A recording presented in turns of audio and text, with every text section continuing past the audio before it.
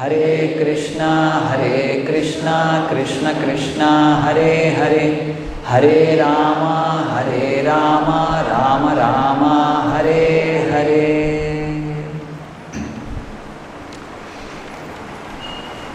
ದೇವೋತ್ತಮ ಪರಮಪುರುಷ ಈಗ ಕಪಿಲನ ರೂಪದಲ್ಲಿ ಕರ್ದಮ ಮುನಿ ಮತ್ತು ದೇವಹೂತಿಯ ಪುತ್ರನಾಗಿ ಜನಿಸಿದ್ದಾನೆ. ಈ ಹಿಂದಿನ ಶ್ಲೋಕಗಳಲ್ಲಿ ನಾವು ಇದನ್ನು ನೋಡಿದ್ದೇವೆ. ಕರ್ದಮ ಮುನಿ ಮತ್ತು ದೇವಹೂತಿ ಇವರಿಬ್ಬರ ಮಗನಾಗಿ ಕಪಿಲ ಜನಿಸಿದ್ದಾನೆ. ಜನಿಸಿದ ನಂತರ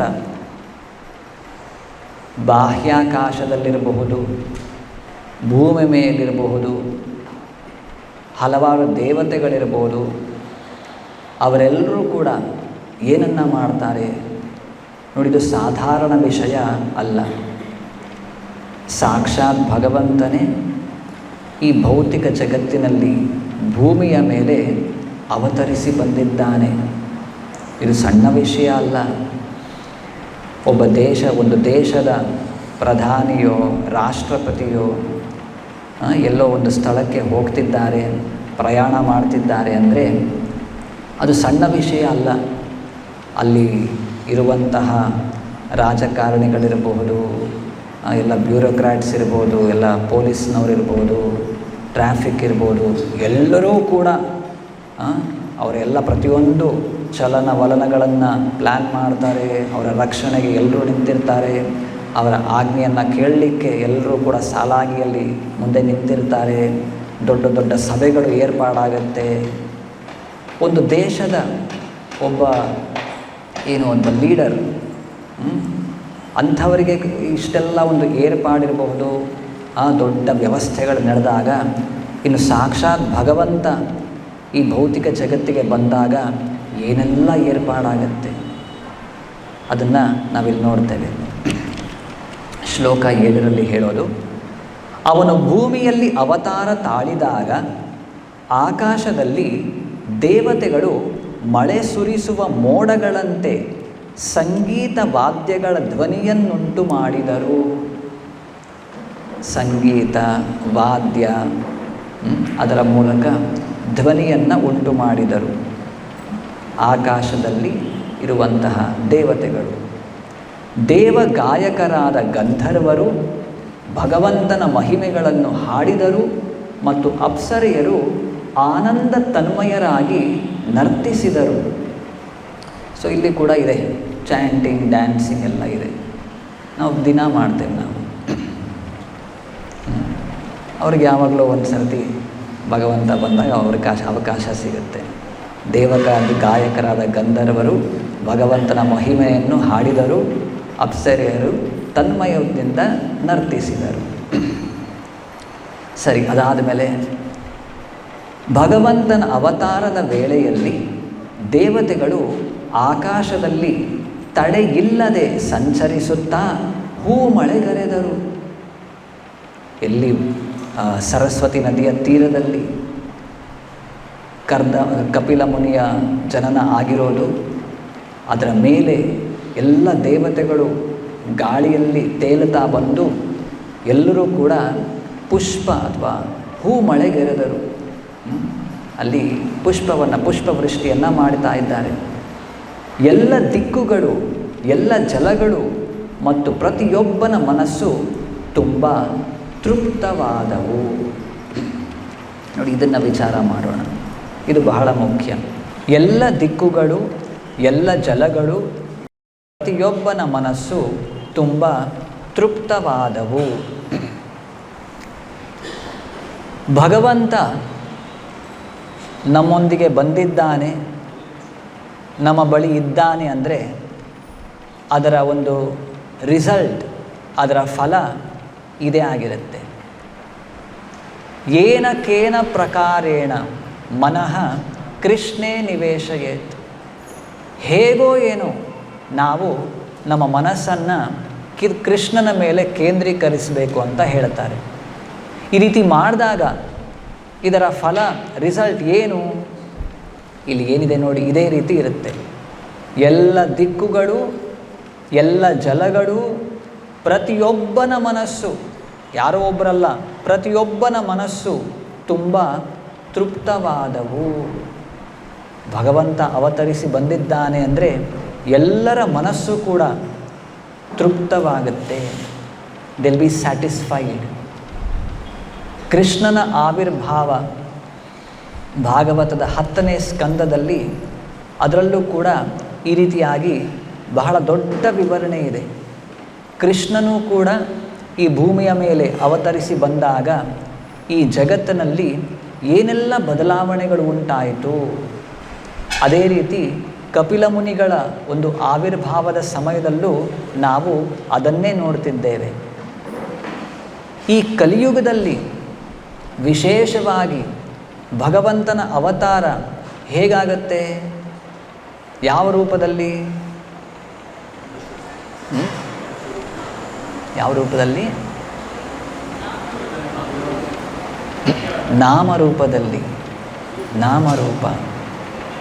ಕಲಿಕಾಲೆ ಕೃಷ್ಣ ಏನು ಈ ನಾಮರೂಪದಲ್ಲಿ ಭಗವಂತ ಬರ್ತಾನೆ. ಒಂದು ಸ್ಥಳಕ್ಕೆ, ಒಂದು ಸಮಯಕ್ಕೆ, ಎಲ್ಲಿಯೂ ಕೂಡ ಭಗವಂತ ಸೀಮಿತನಾಗಿ ಇರೋದಿಲ್ಲ. ಯಾವ ಸ್ಥಳದಲ್ಲೂ ಕೂಡ ಯಾವೊಬ್ಬ ಜೀವಿಯೂ ಕೂಡ ಯಾವುದೇ ಸಮಯದಲ್ಲೂ ಕೂಡ ಭಗವಂತನನ್ನು, ಅವನ ನಾಮವನ್ನು ಉಚ್ಚಾರಣೆ ಮಾಡಿದ್ರೆ ಭಗವಂತನ ಅವತಾರ ಅಲ್ಲಿ ಆಗತ್ತೆ. ಭಗವದ್ಗೀತೆಯಲ್ಲಿ ಕೃಷ್ಣ ಹೇಳೋದು, ನಾನು ಎಲ್ಲ ಕಡೆ ಇದ್ದೇನೆ. ಎಲ್ಲೆಲ್ಲಿದ್ದೇನೆ? ಮತ್ಸ್ಥಾನಿ ಸರ್ವಭೂತಾನಿ ನಚಾಹಂ ತೇಷು ಅವಸ್ಥಿತಃ. ಎಲ್ಲ ಜೀವಿಗಳು, ಇಡೀ ಭೌತಿಕ ಜಗತ್ತು ನನ್ನಲ್ಲಿ ಇದೆ. ಆದರೆ ನಾನು ಅದರ ಮೇಲೆ I am not dependent on it. ನಾನು ಅದರಲ್ಲಿ ಇಲ್ಲ, ನನ್ನ ಅಸ್ತಿತ್ವ ಬೇರೆ ಕೂಡ ಇದೆ. ಈ ರೀತಿ ನಾವೆಲ್ಲವೂ ಕೂಡ, ಇಡೀ ಭೌತಿಕ ಜಗತ್ತು ಭಗವಂತನ ಅಸ್ತಿತ್ವದ ಒಳಗಡೆ ಇದೆ ಅಂದರೆ ಭಗವಂತ ಎಲ್ಲ ಕಡೆ ಇದ್ದಾನೆ. ಆದರೆ ನಮಗೆ ಗೋಚರ ಆಗೋದಿಲ್ಲ. ಆತ ಅವ್ಯಕ್ತ ಸ್ಥಿತಿಯಲ್ಲಿದ್ದಾನೆ. Unmanifest form.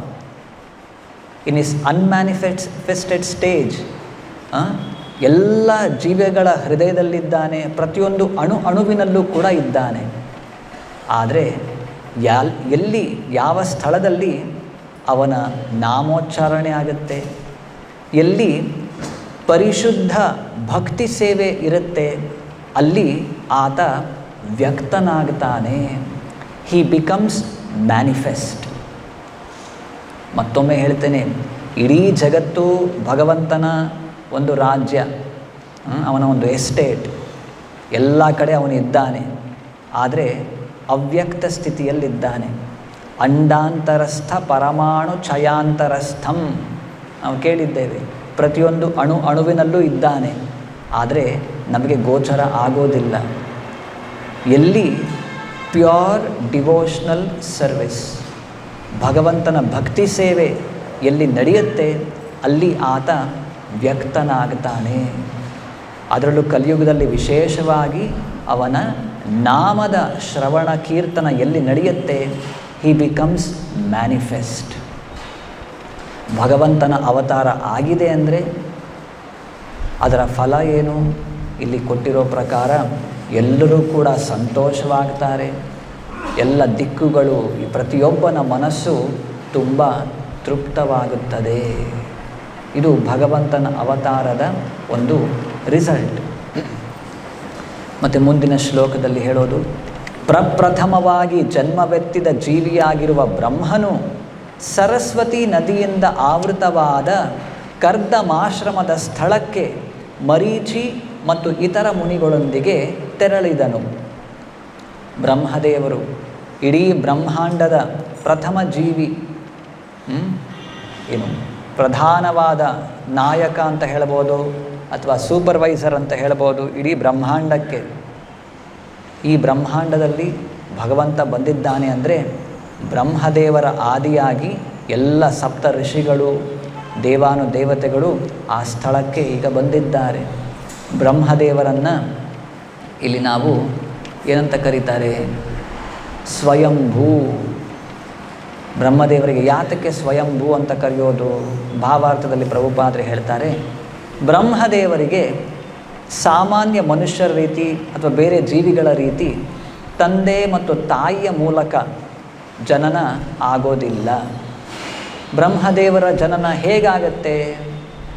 ಭಗವಾನ್ ವಿಷ್ಣುವಿನ ಗರ್ಭೋದಕಶಾಹಿ ವಿಷ್ಣು ಅವನ ನಾಭಿಯಿಂದ ಜನಿಸಿದಂತಹ ಒಂದು ಕಮಲ ಪುಷ್ಪ, ಲೋಟಸ್ ಫ್ಲವರ್, ಅದರ ಮೂಲಕ ನೇರವಾಗಿ ಬ್ರಹ್ಮದೇವರ ಒಂದು ಜನನ ಆಗುವಂತಹದ್ದು.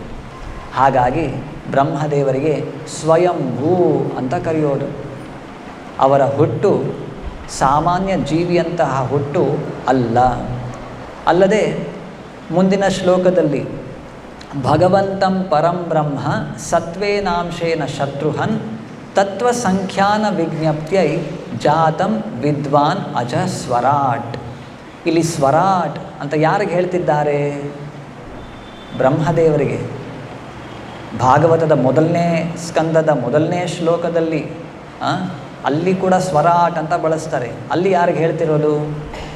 ಕೃಷ್ಣನಿಗೆ, ದೇವೋತ್ತಮ ಪರಮ ಪುರುಷ. ಜನ್ಮಾದ್ಯಸ್ಯ ಯತೋನ್ವಯಾದ್ ಇತರತಶ್ಚ ಅರ್ಥೇಶು ಅಭಿಜ್ಞ ಸ್ವರಾಟ್. ಭಗವಂತ ಸ್ವರಾಟ್ ಇದ್ದಾನೆ. ಇಲ್ಲಿ ಬ್ರಹ್ಮದೇವರಿಗೂ ಕೂಡ ಸ್ವರಾಟ್ ಅಂತ ಹೇಳ್ತಿರೋದು. ಯಾವ ಅರ್ಥದಲ್ಲಿ ಅದನ್ನು ವಿವರಣೆ ಕೊಟ್ಟಿದ್ದಾರೆ? ಯಾಕೆ ಅಂದರೆ ನಾವೆಲ್ಲರಿಗೂ ಕೂಡ ನಾವು ವಿದ್ಯಾಭ್ಯಾಸ ಮಾಡಬೇಕಂದ್ರೆ, ನಾವು ಏನೋ ಕಲ್ತ್ಕೊಳ್ಬೇಕಂದ್ರೆ ನಾವು ಶಾಲೆಗೆ ಹೋಗಬೇಕು, ಕಾಲೇಜ್ಗೆ ಹೋಗಬೇಕು, ವಿಶ್ವವಿದ್ಯಾಲಯಕ್ಕೆ ಹೋಗಬೇಕು, ಅಲ್ಲಿ ಪರಿಣಿತರ ಬಳಿ, ಗುರುಗಳ ಬಳಿ ಹೋಗಿ ಕೇಳಿ ತಿಳ್ಕೊಂಡು ನಾವು ಕೂಡ ವಿದ್ಯಾವಂತರಾಗ್ತೇವೆ. ಆದರೆ ಬ್ರಹ್ಮದೇವರಿಗೆ ಈ ಅವಕಾಶ ಇರಲಿಲ್ಲ. ಇಡೀ ಭೌತಿಕ ಜಗತ್ತಿನ ಸೃಷ್ಟಿ ಆದ ನಂತರ ಮೊದಲು ಹುಟ್ಟಿದ ಜೀವಿ ಬ್ರಹ್ಮದೇವರು. ಅಲ್ಲಿ ಯಾವ ಸ್ಕೂಲ್ ಕಾಲೇಜ್ ಇರ್ಬೋದು, ಟೀಚರ್ಸ್ ಇರ್ಬೋದು, ಯಾರು ಇರಲಿಲ್ಲ. ಮತ್ತು ಬ್ರಹ್ಮದೇವರು ಪಾಠವನ್ನು ಹೇಗೆ ಕಲ್ತಿದ್ದು? ಇಡೀ ಎಲ್ಲ ವೇದಗಳನ್ನು ಬ್ರಹ್ಮದೇವರು ತಿಳಿದವರಾಗಿದ್ದಾರೆ. ಅವರಿಗೆ ಹೇಳಿಕೊಟ್ಟವರು ಯಾರು? ಎಲ್ಲಿಂದ ಅವರಿಗೆ ಈ ಜ್ಞಾನ ಬಂತು? ನೇರವಾಗಿ ಭಗವಂತನಿಂದಲೇ. ಯಾವ ರೂಪದಲ್ಲಿ? ಪ್ರತಿಯೊಂದು ಜೀವಿಯ ಹೃದಯದಲ್ಲಿ ಭಗವಂತ ಪರಮಾತ್ಮನಾಗಿ ಇದ್ದಾನೆ. ಆ ಪರಮಾತ್ಮನಿಂದ ನೇರವಾಗಿ ಬ್ರಹ್ಮದೇವರು ಎಲ್ಲ ವೇದಗಳ ಉಪದೇಶವನ್ನು ಪಡ್ಕೊಂಡಿದ್ದಾರೆ. ಹಾಗಾಗಿ ಅವರಿಗೆ ಸ್ವರಾಟ್ ಅಂತ ಈ ಅರ್ಥದಲ್ಲಿ ಹೇಳ್ತಿರೋದು. ಅವರಿಗೆ ನೋಡಿ, ನಮ್ಮೆಲ್ಲರಿಗೂ ಕೂಡ ನಮಗೆ ತಂದೆ ತಾಯಿ ತಂದೆ ಅಂತ ಒಬ್ಬ ಇರ್ತಾರೆ, ಯಾರ ಮೂಲಕ ನಾವು ಜನನವನ್ನು ಪಡ್ಕೊಳ್ತೇವೆ. ಮತ್ತು ಗುರುಗಳು ಇರ್ತಾರೆ, ಯಾರ ಮೂಲಕ ಆಧ್ಯಾತ್ಮಿಕ ಜ್ಞಾನವನ್ನು ನಾವು ಸ್ವೀಕಾರ ಮಾಡ್ತೇವೆ. ಬ್ರಹ್ಮದೇವರ ಕೇಸ್ನಲ್ಲಿ ಇಬ್ಬರು ಬೇರೆ ಬೇರೆ ಅಲ್ಲ. ಅವರ ತಂದೆ ಕೂಡ, ಗುರುವೂ ಕೂಡ ಭಗವಂತನೇ. ಇನ್ನು ಯಾರಿಗೂ ಈ ಅವಕಾಶ ಇಲ್ಲ. ನಮ್ಮೆಲ್ಲರಿಗೂ ಕೂಡ ಎರಡು ಹುಟ್ಟು ಇರುತ್ತೆ, ತಂದೆ ತಾಯಿಯ ಮೂಲಕ ಮತ್ತು ಗುರುಗಳ ಉಪದೇಶಗಳ ಮೂಲಕ. ಆದರೆ ಬ್ರಹ್ಮದೇವರು ನೇರವಾಗಿ ಭಗವಂತನಿಂದಲೇ ಜನಿಸಿ ಭಗವಂತನಿಂದಲೇ ಎಲ್ಲ ವೇದಗಳನ್ನು, ಉಪದೇಶಗಳನ್ನು ಸ್ವೀಕಾರ ಮಾಡಿದ್ದು. ಈ ಅರ್ಥದಲ್ಲಿ ಬ್ರಹ್ಮದೇವರನ್ನು ಸ್ವರಾಟ್ ಅಂತ ಕರೀತಿರೋದು. ಜ್ಞಾನಾರ್ಜನೆಯಲ್ಲಿ ಬಲುಮಟ್ಟಿಗೆ ಸ್ವತಂತ್ರನಾದ. ಅದಕ್ಕೆ ಇಲ್ಲಿ ಹೇಳ್ತಾರೆ, ಜ್ಞಾನಾರ್ಜನೆಯಲ್ಲಿ ಬಲುಮಟ್ಟಿಗೆ ಸ್ವತಂತ್ರನಾದ. ಇನ್ಯಾವುದೇ ಜೀವಿಯ ಮೇಲೆ ಬ್ರಹ್ಮದೇವರು ಅವಲಂಬಿತವಾಗಿರಲಿಲ್ಲ. ಜ್ಞಾನಾರ್ಜನೆಗಾಗಿ ಜನ್ಮರಹಿತನಾದ ಬ್ರಹ್ಮನು ದೇವೋತ್ತಮ ಪರಮಪುರುಷನ ಅಂಶವು ಶುದ್ಧ ಸತ್ವ ಲಕ್ಷಣದಲ್ಲಿ ಸಾಂಖ್ಯಯೋಗವೆಂಬ ಪರಿಪೂರ್ಣ ಜ್ಞಾನ ಹಂತವನ್ನು ವಿವರಿಸುವುದಕ್ಕಾಗಿ ದೇವಹೂತಿಯ ಗರ್ಭದಲ್ಲಿ ಅವತರಿಸುವುದೆಂದು ತಿಳಿಯಬಲ್ಲವನಾಗಿದ್ದನು. ಹೀಗೆ ಬ್ರಹ್ಮದೇವರಿಗೆ ಸ್ಪಷ್ಟವಾಗಿ ತಿಳಿಯುತ್ತೆ, ಸಾಕ್ಷಾತ್ ಭಗವಂತನು ಈಗ ದೇವಹೂತಿಯ ಗರ್ಭದ ಆಶ್ರಯವನ್ನು ಪಡ್ಕೊಂಡು ಆಕೆಯ ಮಗನಾಗಿ ಕಪಿಲನ ರೂಪದಲ್ಲಿ ಈಗ ಅವತಾರ ತಗೊಂಡು ಬಂದಿದ್ದಾನೆ. ಈ ವಿಷಯ ಬ್ರಹ್ಮದೇವರಿಗೆ ಸ್ಪಷ್ಟವಾಗಿ ತಿಳಿದಿದೆ. ಸರಿ, ಕಪಿಲ ಮುನಿ ಯಾತಕ್ಕೆ ಅವತಾರ ತಗೊಂಡು ಬಂದಿದ್ದು ಅದನ್ನು ಕೂಡ ಹೇಳ್ತಿದ್ದಾರೆ ಇಲ್ಲಿ. ತತ್ವಸಂಖ್ಯಾನ ವಿಜ್ಞಪ್ತ್ಯೈ. ತತ್ವಸಂಖ್ಯಾನ ಅಥವಾ ಸಾಂಖ್ಯ ಯೋಗ. ಪದದ ಅರ್ಥದಲ್ಲಿ ಪ್ರಭುಪಾದರು ಹೇಳ್ತಾರೆ, 24 ಭೌತಿಕಾಂಶಗಳ ದರ್ಶನವನ್ನು. ಈಗ ಈ ಭೌತಿಕ ಜಗತ್ತನ್ನು, ಆಧ್ಯಾತ್ಮಿಕ ವಿಷಯವನ್ನು ಅರ್ಥ ಮಾಡ್ಕೊಳ್ಳೋದ್ರಲ್ಲಿ ಹಲವಾರು ಬಗೆಗಳಿವೆ. ಬೇರೆ ಬೇರೆ ತತ್ವಜ್ಞಾನಿಗಳು ಬೇರೆ ಬೇರೆ ದರ್ಶನವನ್ನು ನಮಗೆ ಕೊಟ್ಟಿದ್ದಾರೆ. ಇಲ್ಲಿ ಕಪಿಲ ಮುನಿಗಳು ಇದಕ್ಕೇನು ಹೇಳೋದು, ಸಾಂಖ್ಯ ದರ್ಶನ, ಅಥವಾ ಯಾವ ದರ್ಶನದಲ್ಲಿ 24 ಎಲಿಮೆಂಟ್ಸ್ ಒಳಗೊಂಡಿದೆ, ಅಂಶಗಳು ಒಳಗೊಂಡಿದೆ, ಅದರ ದರ್ಶನವನ್ನು ಕಪಿಲ ಮುನಿಗಳು ನಮಗೆ ನೀಡಿರೋದು. ಈ ಎಲ್ಲ ವಿವರಣೆಯನ್ನು ನಾವು ಮುಂದೆ ನೋಡ್ತೇವೆ. ಈ ಭಾಗದಲ್ಲಿ ಕಪಿಲ ಮುನಿಗಳು ದೊಡ್ಡವರಾಗಿ ಬೆಳೆದ ನಂತರ ಕರ್ದಮ ಮುನಿಗಳು ಕಾಡಿಗೆ ಹೋಗ್ತಾರೆ. ಆಗ ಅವನ ತಾಯಿ ದೇವಹೂತಿ ಈ ಎಲ್ಲದರ ಬಗ್ಗೆ ಪ್ರಶ್ನೆಯನ್ನು ಮಾಡ್ತಾಳೆ. ಆ ಎಲ್ಲ ಪ್ರಶ್ನೆಗಳಿಗೆ ಕಪಿಲ ಮುನಿಗಳು ಉತ್ತರವನ್ನು ನೀಡ್ತಾರೆ. ಆ ಉತ್ತರದ ಒಂದು ಭಾಗವೇ ನಾವು ನೋಡ್ತೇವೆ, ಈ 24 ಭೌತಿಕಾಂಶಗಳ ಒಂದು ದರ್ಶನ. ಈ ಭಾಗವತದ ಮುಂದಿನ ಭಾಗದಲ್ಲಿ, ಮುಂದಿನ ಅಧ್ಯಾಯಗಳಲ್ಲಿ ನಾವು ಇದನ್ನು ಕಾಣ್ತೇವೆ. ಸರಿ, ಇನ್ನೊಂದು ಮುಖ್ಯವಾದ ಅಂಶ ಇಲ್ಲಿ ಹೇಳೋದು ಸತ್ವೇನಾಂಶೇನ.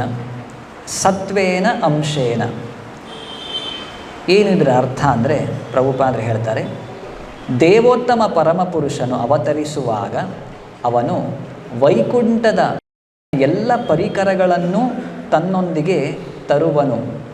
ಆದುದರಿಂದ ಅವನ ನಾಮ, ರೂಪ, ಗುಣ, ಪರಿಕರಗಳು ಮತ್ತು ಅವನ ಪರಿವಾರ ಇವೆಲ್ಲವೂ ದಿವ್ಯ ಲೋಕಕ್ಕೆ ಸೇರಿರುತ್ತವೆ. ಈಗ ಭಗವಂತನೇ ಬರ್ತಾ ಇದ್ದಾನೆ ಅಂದರೆ ಅವನು ಈ ಭೌತಿಕ ಜಗತ್ತಿನ ಯಾವುದೇ ಒಂದು ವಸ್ತು, ಯಾವುದೇ ಈ ಮಾಯೆಯಿಂದ ಸೃಷ್ಟಿಯಾದಂತಹ ಯಾವುದೇ ಸೃಷ್ಟಿಯ ಮೇಲೆ ಆತ ಅವಲಂಬಿತವಾಗಿಲ್ಲ. ಭಗವಂತ ತನ್ನದೇ ಆದ ಆಧ್ಯಾತ್ಮಿಕ ಶರೀರದ ಮೂಲಕ ಇಲ್ಲಿ ಅವತರಿಸಿ ಬರ್ತಾನೆ. ಈ ಭೌತಿಕ ಜಗತ್ತಿನ ಆಶ್ರಯ ಅವನಿಗೆ ಅವಶ್ಯಕತೆ ಇಲ್ಲ. ಯಾತಕ್ಕಾಗಿ ಬರ್ತಿರೋದು? ನಮ್ಮಂತಹ ಬದ್ಧ ಜೀವಿಗಳನ್ನು ಉದ್ಧಾರ ಮಾಡಲಿಕ್ಕೆ ಬರ್ತಿದ್ದಾನೆ. ನಮ್ಮೆಲ್ಲರಿಗೂ ಕೂಡ ಈ ಸಾಂಖ್ಯ ದರ್ಶನವನ್ನು, ಈ ಭೌತಿಕ ಜಗತ್ತು ಏನು, ಇದು ಯಾವುದರಿಂದ ಮಾಡಲ್ಪಟ್ಟಿದೆ, ಈ ಬಂಧನಕ್ಕೆ ನಾವು ಯಾಕೆ ಒಳಗಾಗಿದ್ದೇವೆ, ಈ ಬಂಧನದಿಂದ ಹೊರಗೆ ಬರೋದು ಹೇಗೆ, ಈ ಎಲ್ಲ ವಿಚಾರಗಳನ್ನು ನಮಗೆ ತಿಳಿಸ್ಕೊಡಲಿಕ್ಕೆ ಭಗವಂತ ಆಧ್ಯಾತ್ಮಿಕ ಜಗತ್ತಿನಿಂದ ಈ ಭೌತಿಕ ಜಗತ್ತಿಗೆ ಅವತರಿಸಿ ಬರ್ತಿರೋದು. ಹೇಗೆ ಬರ್ತಾನೆ? ಈ ಭೌತಿಕ ಜಗತ್ತಿನ ಯಾವುದೇ ವಸ್ತುವಿನ ಆಶ್ರಯವನ್ನು ಪಡ್ಕೊಳ್ಳದೆ ತನ್ನ ದಿವ್ಯ ಅಂದರೆ ಏನು, ಟ್ರಾನ್ಸೆಂಡೆಂಟಲ್, ಡಿವೈನ್ ಅಥವಾ ಶುದ್ಧ ಸತ್ವ, ಪ್ಯೂರ್ ಗುಡ್ನೆಸ್, ಅದರಿಂದ ಮಾಡಲ್ಪಟ್ಟಂತಹ ಏನು ವಸ್ತುಗಳಿರಬಹುದು, ಅವನ ಪರಿಕರಗಳಿರಬಹುದು, ಆಧ್ಯಾತ್ಮಿಕ ಲೋಕದ ಜೀವಿಗಳಿರ್ಬೋದು, ಅವನ ಎಲ್ಲ ಒಡನಾಟ, ಎಲ್ಲ ಶುದ್ಧ ಭಕ್ತರಿರ್ಬೋದು, ಅವರ ಸಮೇತವಾಗಿ ಭಗವಂತ ಈ ಭೌತಿಕ ಜಗತ್ತಿನಲ್ಲಿ ಬಂದು ಹಲವಾರು ಲೀಲೆಗಳನ್ನು ಮಾಡೋದು. ಅದೇ ರೀತಿ ಇಲ್ಲಿ ಕಪಿಲ ಮುನಿಗಳು ಅವರ ನಿಜವಾದ ಏನು ನಾಮ, ರೂಪ, ಗುಣ, ಪರಿಕರ ಇವೆಲ್ಲ ದಿವ್ಯ ಲೋಕದಿಂದ ಈ ಭೌತಿಕ ಜಗತ್ತಿಗೆ ತಗೊಂಡು ಬಂದು ಆ ಎಲ್ಲದರ ಜೊತೆ ಹಲವಾರು ಲೀಲೆಗಳಲ್ಲಿ ಭಗವಂತ ತೊಡಗುತ್ತಾನೆ. ಇಲ್ಲಿ ಪ್ರಭುಪಾದರು ಭಾವಾರ್ಥದಲ್ಲಿ ಇನ್ನೊಂದು ಅಂಶವನ್ನು ಹೇಳ್ತಾರೆ. ಏನು ಅಂದರೆ, ಈ ಭೌತಿಕ ಜಗತ್ತಿನ ಸತ್ವಗುಣವೂ ಕೂಡ ಅದರ ಮೇಲೂ ಕೂಡ ಭಗವಂತ ಅವಲಂಬಿತನಾಗಿರೋದಿಲ್ಲ. ಯಾಕೆಂದರೆ ಈ ಭೌತಿಕ ಜಗತ್ತಿನಲ್ಲಿ ಸತ್ವಗುಣವೂ ಕೂಡ ತಮೋಗುಣ ಮತ್ತು ರಜೋಗುಣದ ಮಿಶ್ರಣ ಅದರಲ್ಲಿ ಸೇರಿರುತ್ತೆ. ಹಾಗಾಗಿ ಅಮಿಶ್ರ ಶುದ್ಧ ಸತ್ವ, ಅನ್ಕಂಟ್ಯಾಮಿನೇಟೆಡ್, ಅನ್ಮಿಕ್ಸ್ಡ್, ಪ್ಯೂರ್ ಗುಡ್ನೆಸ್, ಇದು ಭಗವಂತನ ಅಸ್ತಿತ್ವ. ಇದಕ್ಕೆ ಇನ್ನೊಂದು ಹೆಸರು ವಸುದೇವ ಅಂತ ಕೂಡ ಹೇಳ್ತಾರೆ. ಸರಿ, ಇನ್ನೊಂದು ಉದಾಹರಣೆಯನ್ನು ಇಲ್ಲಿ ಕೊಟ್ಟಿದ್ದಾರೆ. ಏನು ಅಂದರೆ, ಭಗವಂತ ಅವನ ಅಂಶ ಮತ್ತು ಕಲಾ, ಅದರ ಬಗ್ಗೆ. ಭಗವಂತನ ಅಂಶ ಅಂದರೆ ಹಿಸ್ ಪಾರ್ಟ್ಸ್, ಕಲಾ ಅಂದರೆ ಪಾರ್ಟ್ಸ್ ಆಫ್ ದಿ ಪಾರ್ಟ್ಸ್. ಅವನ ಅಂಶದ ಇನ್ನೊಂದು ಅಂಶ, ಅದಕ್ಕೆ ಕಲಾ ಅಂತ ಹೆಸರು. ಅಂಶ ಕಲಾ ಅಂತ ಹೇಳ್ತೇವೆ. ಸರಿ, ಅವನ ಒಂದು ಅಂಶ, ಅದರ ಒಂದು ಅಂಶ, ಅದರ ಒಂದು ಇನ್ನೊಂದು ಅಂಶ, ಹೀಗೆ ಹೋಗ್ತಿದ್ದಾಗ ಅದು ಬಹಳ ಸಣ್ಣದಾಗಿಬಿಡುತ್ತಾ? ಅದರ ಶಕ್ತಿ ಎಲ್ಲ ಕಳ್ಕೊಂಡು ಬಿಡುತ್ತಾ? ಈಗ ನಾವು ಹೇಳ್ತೇವೆ ಹೇಗೆ ಗೋವಿಂದಮಾದಿ ಪುರುಷಂ ತಮಹಂ ಭಜಾಮಿ, ಕೃಷ್ಣ ದೇವೋತ್ತಮ ಪರಮಪುರುಷ, ಸರ್ವ ಕಾರಣ ಕಾರಣಂ, ಎಲ್ಲ ಕಾರಣಗಳ ಮೂಲ ಕಾರಣಕರ್ತ, ಅವನ ಮೂಲಕ ಏನು ಕಾರಣೋದಕ ಶಾಯಿ ಬರೋದು, ಕಾರಣೋದಕ ಶಾಯಿಯ ಮೂಲಕ ಗರ್ಭೋದಕ ಶಾಯಿ, ಹೀಗೆ ಅವನ ಅಂಶದ ಅಂಶದ ಅಂಶ, ಹೀಗೆ ಹಲವಾರು ವಿಸ್ತರಣೆಗಳನ್ನು ನಾವು ನೋಡ್ತೇವೆ. ಈ ರೀತಿ ಅಂಶದ ಅಂಶ ಅಂತ ಬಂದಾಗ ಅವನಲ್ಲಿರುವಂತಹ ಶಕ್ತಿಯೋ ಇವೆಲ್ಲವೂ ಕೂಡ ಕಡಿಮೆ ಆಗ್ತಾ ಹೋಗುತ್ತಾ? ಇದಕ್ಕೆ ಉತ್ತರ ಇಲ್ಲ. ಬ್ರಹ್ಮ ಸಂಹಿತೆಯಲ್ಲಿ ಒಂದು ಉದಾಹರಣೆ ಮೂಲಕ ಹೇಳಿದ್ದಾರೆ. ದೀಪಾರ್ಚಿರೇವ ಹಿ ದಶಾಂತರಂ ಅಭ್ಯುಪೇತ್ಯ ದೀಪಾಯತೆ ವಿವೃತ ಹೇತು ಸಮಾನ ಧರ್ಮ ಯಸ್ತಾದೃಗೇವ ಹಿ ಚ ವಿಷ್ಣುತಯ ವಿಭಾತಿ ಗೋವಿಂದಮಾದಿ ಪುರುಷಂ ತಮಹಂ ಭಜಾಮಿ. ಒಂದು ದೀಪ ಇನ್ನೊಂದು ದೀಪವನ್ನು ಬೆಳಗುತ್ತೆ. ಆ ದೀಪದ ಮೂಲಕ ನಾವು ಇನ್ನೂ 1, 2 ಅಥವಾ 10 ದೀಪಗಳನ್ನು ಹಚ್ತೇವೆ. ಅದರಲ್ಲಿರುವಂತಹ ಒಂದು ದೀಪವನ್ನು ತಗೊಂಡು ಇನ್ನಷ್ಟು 10, 100 ದೀಪಗಳನ್ನು ಹಚ್ತೇವೆ. ಹಚ್ಚಿದ ನಂತರ ಆ ಎಲ್ಲ ದೀಪಗಳ ಬೆಳಕು ಸಮಾನವಾಗಿ ನಮಗೆ ಕಾಣುತ್ತೆ. ಮೊದಲ ದೀಪದಿಂದ ಇನ್ನೊಂದು ದೀಪವನ್ನು ಹಚ್ಚಿದ್ದೇವೆ, ಹಾಗಾಗಿ ಎರಡನೇ ದೀಪ ಆ ಮೊದಲನೇ ದೀಪದ ಬೆಳಕನ್ನು ತಗೊಂಡ್ಬಿಟ್ಟಿದೆ. ಈಗ ಮೊದಲನೇ ದೀಪದ ಬೆಳಕು ಕಡಿಮೆ ಆಗಿಬಿಟ್ಟಿದೆ. ಈ ರೀತಿ ಹೇಳ್ತೇವಾ? ಈ ರೀತಿ ಇದೆಯಾ? ಇಲ್ಲ. ಅದೇ ರೀತಿ ಭಗವಂತನ ಶಕ್ತಿ, ಭಗವಂತನ ರೂಪ, ಭಗವಂತನ ನಾಮ ಇವೆಲ್ಲವೂ ಕೂಡ ಅನ್ಲಿಮಿಟೆಡ್. ಅವನ ಶಕ್ತಿಯ ಮೂಲಕ ಎಷ್ಟೆಲ್ಲ ವಿಸ್ತರಣೆಗಳಾಗಿ ಭಗವಂತ ಅವತಾರ ಎತ್ತಿ ಬರ್ತಾನೆ. ಅವನ ಎಲ್ಲ ಅಂಶ ಕಲಾ ಎಲ್ಲವೂ ಕೂಡ ಸಾಕ್ಷಾತ್ ಭಗವಂತನಷ್ಟೇ ಶಕ್ತಿಯಲ್ಲಿ, ಅವನ ದಿವ್ಯತೆಯಲ್ಲಿ ಯಾವುದರಲ್ಲೂ ಕೂಡ ಒಂದು ಕುಂದು ಕೊರತೆಯನ್ನು ನಾವು ನೋಡಲಿಕ್ಕೆ ಸಾಧ್ಯ ಆಗೋದಿಲ್ಲ. ಭಗವಂತ ತನ್ನ ಸಮಾನವಾದ ಎಲ್ಲ ಶಕ್ತಿಗಳ ಮೂಲಕ ಈ ಭೌತಿಕ ಜಗತ್ತಿನಲ್ಲಿ ಅವತರಿಸಿ ಬರ್ತಾನೆ. ಒಂದು ದೀಪಕ್ಕೂ ಇನ್ನೊಂದು ದೀಪಕ್ಕೂ ವ್ಯತ್ಯಾಸವಿಲ್ಲದಿರುವ ಹಾಗೆ ವಿಸ್ತರಣೆಯ ವಿಸ್ತರಣೆ ಮತ್ತು ದೇವೋತ್ತಮ ಪರಮಪುರುಷ ಎಂಬಿವರೊಳಗೆ ವ್ಯತ್ಯಾಸವಿರುವುದಿಲ್ಲ. ದೇವೋತ್ತಮ ಪರಮಪುರುಷ ಅವನು ಸೂಪರ್ಲೇಟಿವ್ ಡಿಗ್ರಿ, ಅವನಿಂದ ಬಂದಂತಹ ಅಂಶ ವ್ಯತ್ಯಾಸ ಇದೆ. ಈ ರೀತಿ ವ್ಯತ್ಯಾಸವನ್ನು ನಾವು ಕಾಣೋ ಹಾಗಿಲ್ಲ. ಆದರೂ ಕೂಡ ಯಾವ ದೀಪದಿಂದ ಇತರ ದೀಪಗಳು ಹೊತ್ತಿಕೊಂಡಿರುವೆಯೋ ಅದನ್ನು ಆದಿಮವೆಂದು ಕರೆಯುವರು. ಆದುದರಿಂದ ಕೃಷ್ಣನನ್ನು ಪರಬ್ರಹ್ಮನೆಂದು ಅಥವಾ ಅಂತಿಮ ದೇವೋತ್ತಮನೆಂದು ಮತ್ತು ಸಕಲ ಕಾರಣಗಳಿಗೆ ಕಾರಣನೆಂದು ಕರೆಯಲಾಗುವುದು. ಕೃಷ್ಣ ಎಲ್ಲದರ ಮೂಲ ಅಥವಾ ಆದಿಮ ಆಗಿರುವ ಕಾರಣ ಅವನಿಗೆ ನಾವು ವಿಶೇಷ ಸ್ಥಾನವನ್ನು ಕೊಡ್ತೇವೆ. ಸರ್ವಕಾರಣ ಕಾರಣಂ ಗೋವಿಂದಂ ಆದಿಪುರುಷಂ ಇತ್ಯಾದಿ ನಾವು ಕರೆಯೋದು. ಆದರೆ ಕೃಷ್ಣನ ಎಲ್ಲ ಅವತಾರಗಳು, ವಿಸ್ತರಣೆಗಳು, ಶಕ್ತಿಯಲ್ಲಿ ಅವರು ಮಾಡುವಂತಹ ಲೀಲೆಗಳಲ್ಲಿ ಯಾವುದೇ ಕುಂದು ಕೊರತೆ ಇರೋದಿಲ್ಲ. ಆ ಎಲ್ಲ ಅವತಾರಗಳು ಕೂಡ ಭೌತಿಕ ಜಗತ್ತಿನ ಬದ್ಧ ಜೀವಿಗಳನ್ನು ಈ ಭೌತಿಕ ಬಂಧನದಿಂದ ಬಿಡುಗಡೆ ಮಾಡೋದೇ ಆ ಎಲ್ಲ ಅವತಾರಗಳ ಮುಖ್ಯ ಉದ್ದೇಶ ಆಗಿರುತ್ತೆ. ಇದೇ ಉದ್ದೇಶವನ್ನು ಈಡೇರಿಸಲಿಕ್ಕೆ ಕಪಿಲ ಮುನಿಗಳ ಅವತಾರ ಈ ರೀತಿ ಆದದ್ದು. ಅವರ ಅವತಾರದ ಸಮಯದಲ್ಲಿ ಏನೆಲ್ಲ ಆಯಿತು, ಬೇರೆ ಬೇರೆ ಎಲ್ಲ ದೇವತೆಗಳು, ಎಲ್ಲ ಜೀವಿಗಳು ಕೂಡ ಹೇಗೆ ಸಂತೋಷದಿಂದ ತುಂಬಿದ್ದಾರೆ, ಗಾಯನ ನರ್ತನದಲ್ಲಿ ತೊಡಗಿದ್ದಾರೆ, ಪುಷ್ಪವೃಷ್ಟಿಯನ್ನು ಮಾಡ್ತಿದ್ದಾರೆ. ಅವರ ಎಲ್ಲ ಹೃದಯಗಳು ಸಂಪೂರ್ಣ ತೃಪ್ತವಾಗಿವೆ. ನೋಡಿ, ಇದನ್ನು ಪ್ರತಿದಿನ ಅಥವಾ ಪ್ರತಿನಿತ್ಯ ನಾವು ಕೂಡ ನಮ್ಮ ಜೀವನದಲ್ಲಿ ಆಸ್ವಾದಿಸಲಿಕ್ಕೆ ಸಾಧ್ಯತೆ ಇದೆ. ಅದು ಹೇಗೆ ಅಂದರೆ ಕಲಿಯುಗದಲ್ಲಿ ಕೊಟ್ಟಿರುವಂಥ ಕಲಿಯುಗದ ಧರ್ಮ ಭಗವಂತನ ನಾಮ ಸಂಕೀರ್ತನೆ.